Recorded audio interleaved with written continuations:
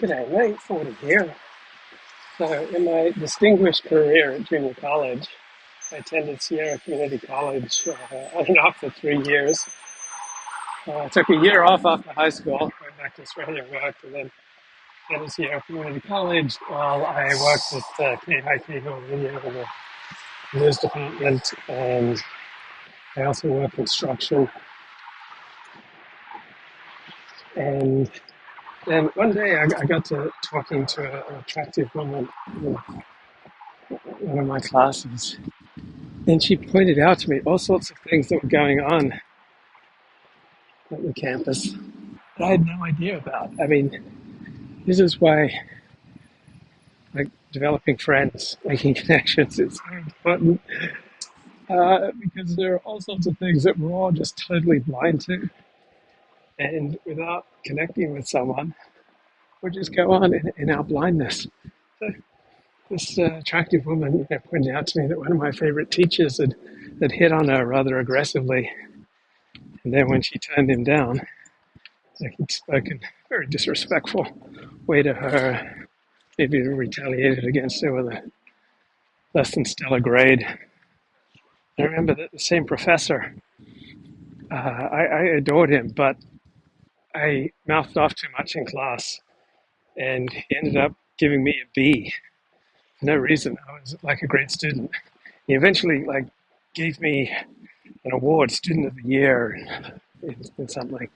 But when I got on his nerves, he gave me a B, and then when I transferred to UCLA, and I wrote him a letter telling how much I enjoyed his classes. He wrote to me, "You're very verbally gifted, but you need to be careful about what you say because people will hurt you." They're kind of acknowledging that he'd marked me down because I'd been so obnoxious. Anyway, so she's pointing out that all these favorite teachers of mine are like sleeping with their students. And then I just kind of look around and it all becomes so clear. Like, she's telling me this, and I see this favorite teacher of mine, and it's about 5 or 6 p.m., late afternoon, early evening, and there he is engaged in a very, very intense conversation with a very attractive female student. And this is Michael Hunter. He's dead now. He's a professor of drama. I love the guy, but I was just completely blind to this dynamic where the most charismatic teachers were hooking up with the most attractive female students. And I'd been attending this college for over 2 years and just completely blind to it. And then once you see these things, right, you can't unsee them. Right? You start seeing them everywhere. And there was a peer-reviewed academic study, bro.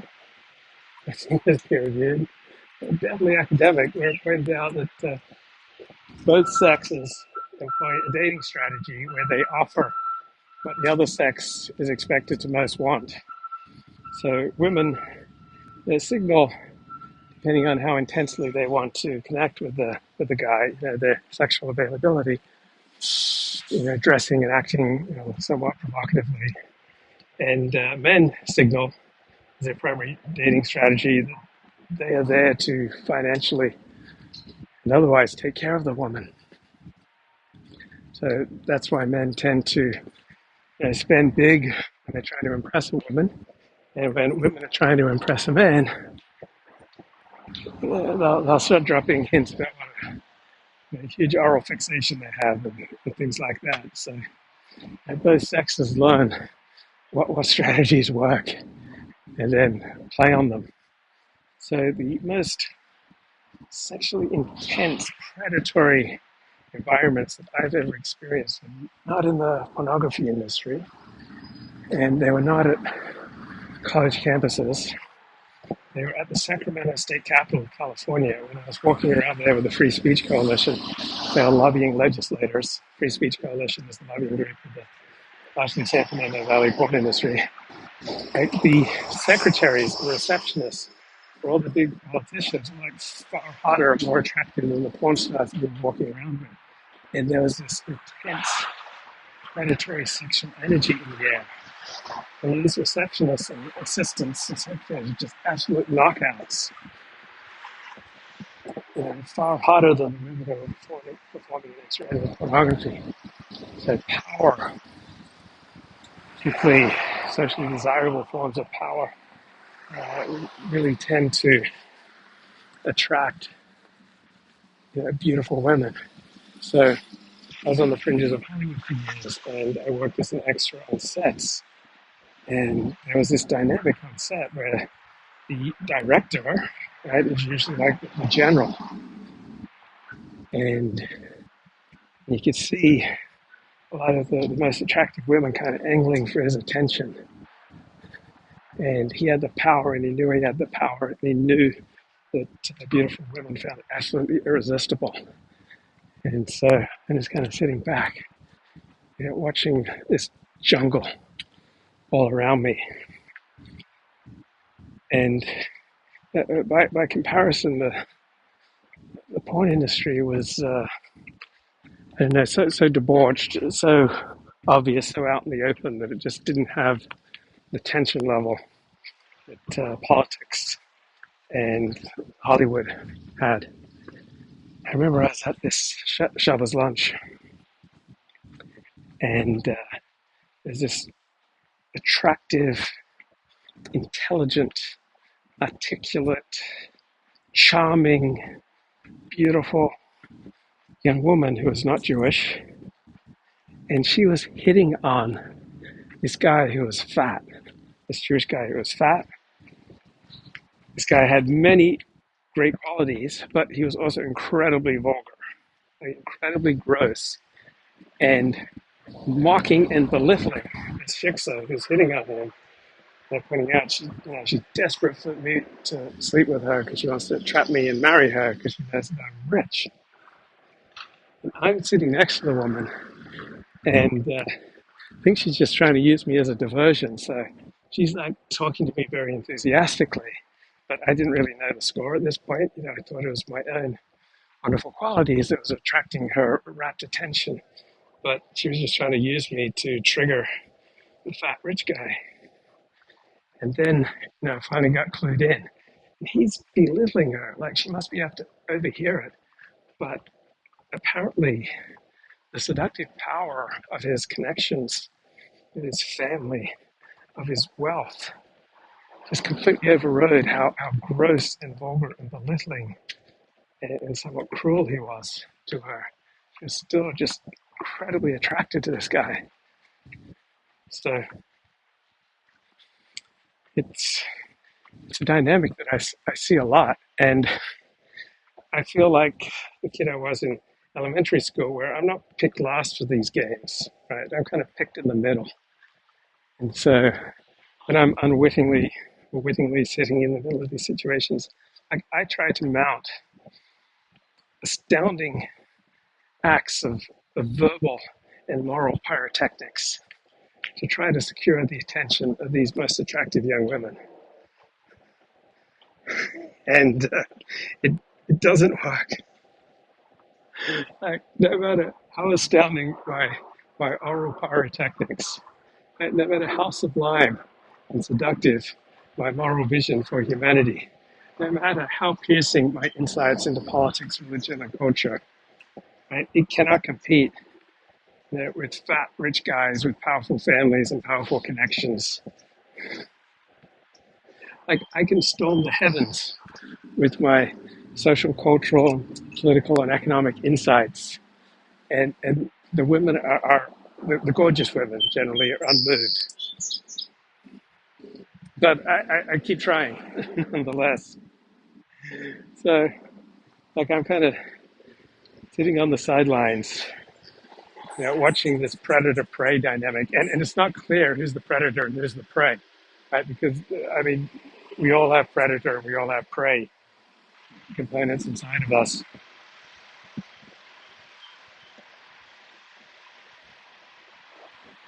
and it becomes clear, like in these moments of like intense sexual tension, like how healthy and unhealthy people are. Because healthy people, all right, they obviously feel sexual tension, but they don't throw their lives away pursuing some cheap tawdry thing. And if someone's disrespectful to them, like this fat guy, incredibly disrespectful to the shiksa, all right, a woman with secure attachment will stop her pursuit of this guy very quickly, right? It's not that people have secure attachment. All right, never make mistakes, right? They sometimes go to bed with people they shouldn't. They sometimes pursue friendships and relationships that they shouldn't. But when they start feeling bad, right, when they start feeling disrespected, they leave, right? Securely attached people, right, spend time around people who they like and who treat them well. And insecurely attached and anxious and avoidant people, right, they go off the rails. So someone who has spent much of my life with a great deal of anxiety in my attachment style, I'd often just want to get rid of all my anxiety inside of some attractive young woman and lose my dignity in the process. And lose my good name in the process. Sacrifice, other values. So in the pursuit of this kind of oblivion and relief from my anxiety, and I'd sacrifice my spiritual values, my family values, my place in my religious community, everything that I hold sacred. I'd sacrifice for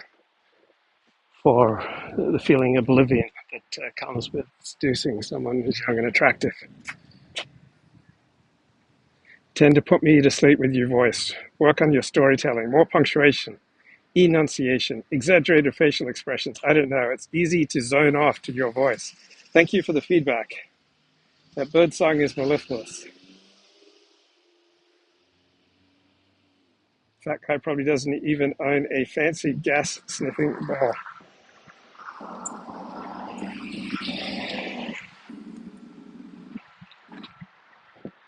So, someone who consistently made poor decisions in the either of love and relationships and eros, I stand back and I bow to those who make saner, wiser decisions, and I admit that the power to make wise decisions does not seem to belong with me.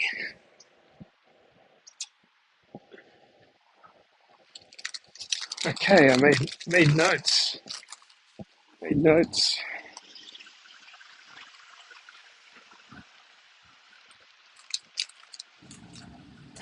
Oh, so speaking of poor decisions, there's a guy I met who's very similar to me in many ways, David Hoffman, and he is an independent journalist, uh, prone to conspiracy theories. So I have been quite prone to conspiracy theories because I have some narcissistic tendencies, and when I'm in the influence of my narcissistic tendencies, it's really important to me to distinguish myself from other people and to at least believe for myself that I'm a brave, intrepid pursuer of the truth. And I may not be as successful as other people with my talents, but who have deployed their talents more wisely than I have. But at least I see through the BS. So, various times in my life, I found conspiracy theories incredibly appealing because by buying into them, even partially, I'm able to convince, well, I'm willing to go where other people aren't. I'm willing to go out where the buses don't run no more. That's how brave I am. And so David Hoffman, I think, is most famous for a book about the Oklahoma City bombing, which I did not read. I interviewed him for my blog. You can find my profile of him. And I met up with him something like 2003. And he and I, we both had chronic fatigue syndrome. So bad in common. We met up at a bar in Hollywood. I lost my wallet. I think it's the only time in my life that I lost my wallet that afternoon. And it ran into a friend, and he was sharing with us his plans. He was moving to Eastern Europe. So I was a single young man moving to Eastern Europe to fight sex trafficking. And he had two main motives. One, he wanted to fight sex trafficking, if you heard, it was dominant in Eastern Europe. And he wanted to sleep with a lot of Eastern European women. And those goals might seem mutually contradictory to you, but that's just because you've got such a small mind and you can't understand the grand master plan of David Hoffman. So Hoffman goes over to Eastern Europe, makes some mistakes, gets thrown in a hellish prison, one of the not so hospitable to outsiders Eastern European countries. He resides in this prison for about 8 months. It's absolute hell. He doesn't succeed in any of his traumatic plans and comes back to the United States. I believe comes back home to Massachusetts and kills himself. So I too, have lived completely contradictory lives, pursuing promiscuity and intensity on the one hand, and Orthodox Judaism on the other. I, pursued conspiracy theories. I longed to campaign for some dramatic cause, like ending sexual slavery and sex trafficking. So I just so identify with this guy, struggling with ill health and spending much of my life in delusion. One therapist said, I hate to see you waste your whole life in delusion. That's a therapist I had on and off for 10 years. And then another therapist said, I'd hate to see you end up as the guy at the bar talking about what he could have been. And so delusions and my online persona are so tempting to me because it's really easy in these worlds to imagine that I'm some heroic figure. The problem is when I obviously more I live in a world of delusion, in real life I get humiliated. So I used to write for about 10 years. I wrote a blog on the pornography industry, and I saw myself as this brave crusader for truth and saving lives by exposing really dangerous people and practices, and exposing how HIV was transmitted through the industry and the role of organized crime in the industry. So I saw myself on a pedestal as being this really brave guy. But the people who knew me best, right, the people with whom I lived my real life, right, my intimate life, my life of connection, and families that I knew, decent, upstanding people I knew, and the people I admired most in the world, most wanted to be like, were Orthodox Jews who had absolute contempt, generally speaking, for my making my living writing on the porn industry, right? Isn't that one of the tests of character? And how does a person make his living? Well, I made my living writing on the porn industry, and much of the income I got was from banner ads for various porn industry websites. So it's not an honorable way to make a living. I remember there was this woman that I was sleeping with intermittently, and she came to my Reform temple around 1999, and she did not sit with me. And then she did not sit with me for lunch after Saturday morning services either. But when she got up to go, I went over to walk her out. And she said, stop, don't. I don't want people seeing us walking out together. Even though it was her first time at the synagogue in about a year or so, she could tell like my low social standing. Right? She could tell the way people regarded me. I had one friend there, a friend at the synagogue, who said, I'm kind of fascinated by what you write about and what you do, but I don't respect it. Okay, let's hit the chat. I use wits and tons of humor while talking about stuff that tends to trigger everyone. High empathy empaths tend to see things upside down and backwards of everyone else, but it works as the world is inverted. Yeah, stop calling myself a conspiracy theorist or analyst. Conspiracy theorists are right, there's a conspiracy, but usually wrong. They chase every red herring. I'm more of a skeptic of everything. That's Jenny. Thank you. Thank you, Jenny. So I was trying to live in this world of delusion. But, I was doing this vitally important work. All right, but when this woman who I was intermittently going to bed with told me, don't walk out with me. I don't want people to think that we're together. I mean, another time she complained at the end of one relationship we had. Oh, I never got to show you off. So women are complicated, but that brought me right back down to earth. Like I sensed my low social standing, and then she absolutely confirmed it, and moved me right out of the world of delusion for a little while. But then I finally ran right back into the world of delusion because the world of reality was just too painful. So Stephen Miller, Donald Trump's former advisor, has been doing something interesting. He's got this America First organization that has been suing companies that discriminate against white people. So the theory is they're going after law firms because lawyers and law firms are highly risk averse. And by going after law firms that, say, have special affirmative action programs so that people are not white, the theory is that this will send a dramatic signal to other businesses that they shouldn't discriminate against European Americans. So Stephen Miller seems to be a very savvy and effective player of the America First agenda. He's one of the few people close to Donald Trump who hasn't fallen out with Donald Trump.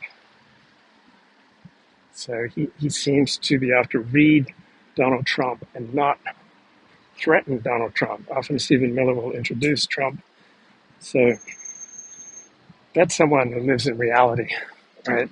That's someone who lives in a world of delusion, as I have often done.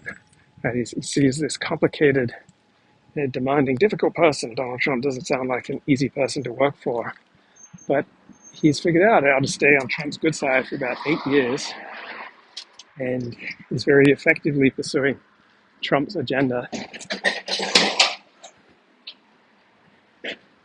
And he's doing work that has tremendous impact. I mean, they're filing lawsuits, they're taking things to appeal,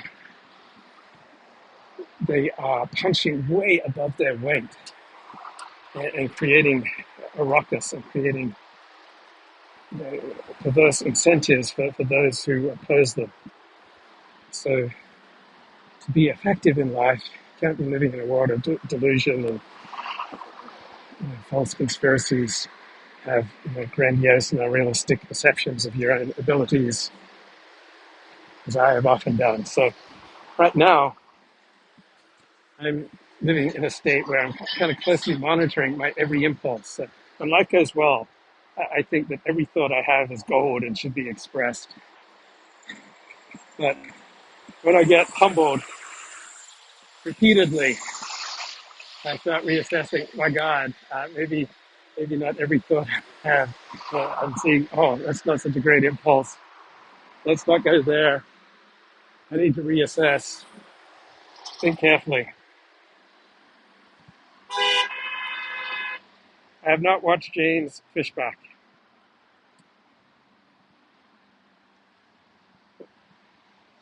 Talk to you blokes later.